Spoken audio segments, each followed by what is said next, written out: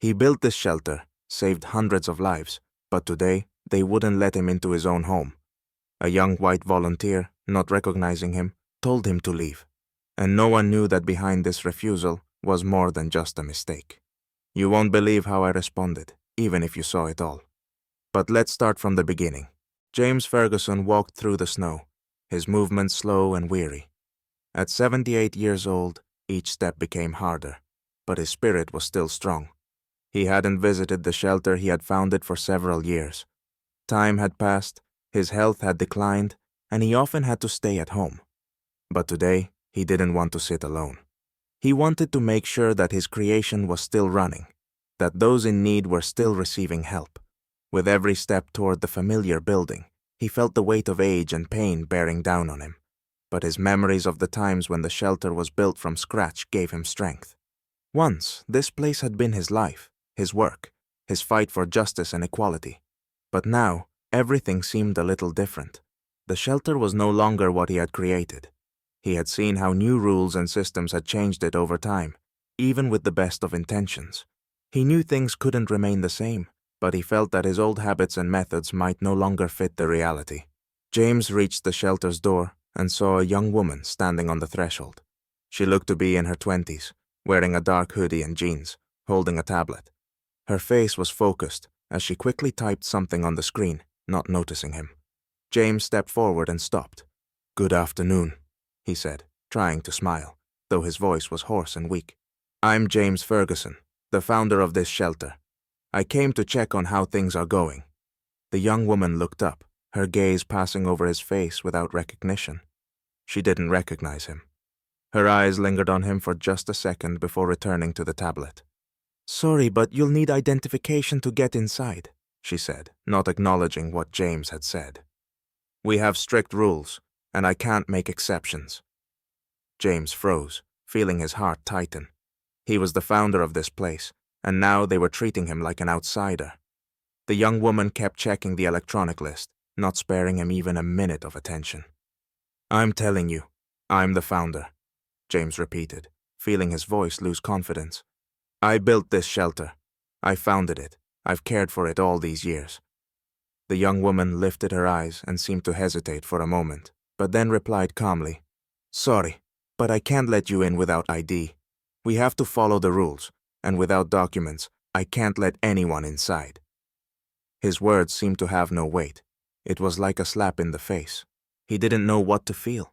Disappointment, bitterness, or anger. He stood there, a ghost from the past, unable to believe he was in this situation. He had been the one who saved lives, the one who had pulled hundreds of people from the dark corners of the city, and now he was being denied entry to his own creation. "I don't understand," he said, holding back, but his voice quivered. "This is my home, my work. I built it." But the young woman remained firm, her face blank, as if she saw not a person, but just another visitor who didn't fit the criteria. "Sorry, but I can't let you in," she repeated. "Please leave." James felt his pride and pain intertwining, as everything inside him clenched with humiliation. He, the founder of this place, stood before a woman who didn't even care who he truly was. It was unbearable, and his words tangled in his throat.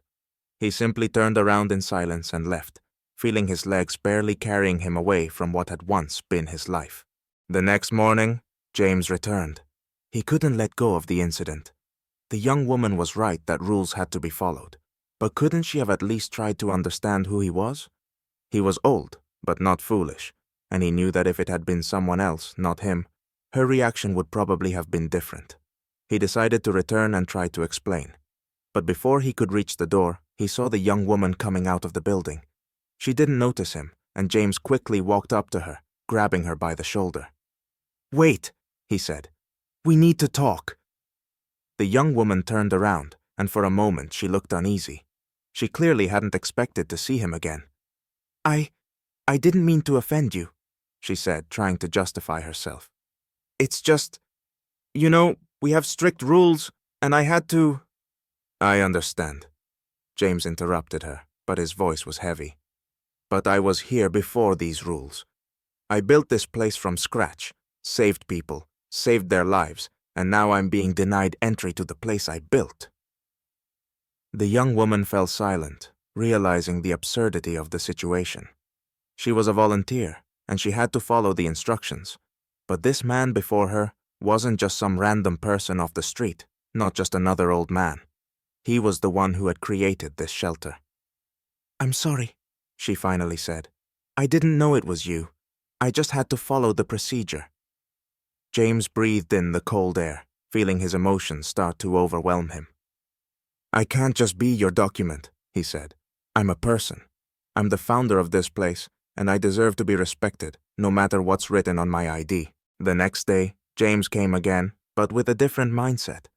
He understood that he couldn't just ignore what was happening.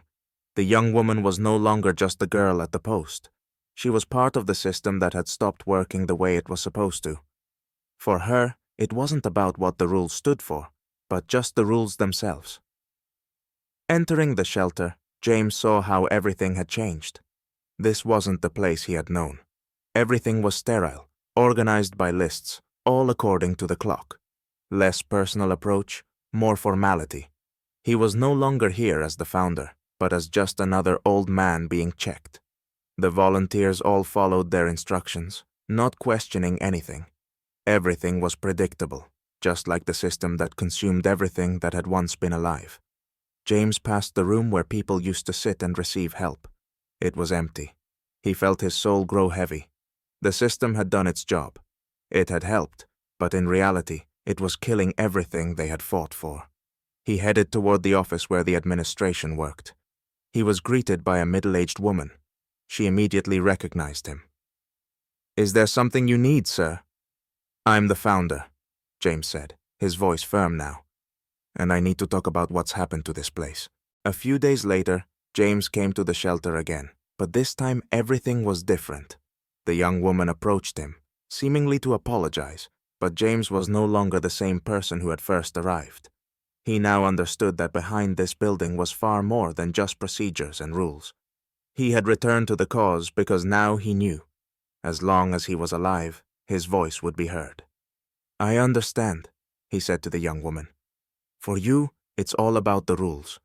But you mustn't forget that behind those rules are people. Systems may change, but we must remember what stands behind them. Otherwise, we'll lose what we're trying to do." The young woman looked at him, and her eyes filled with understanding. "I understand you," she said quietly.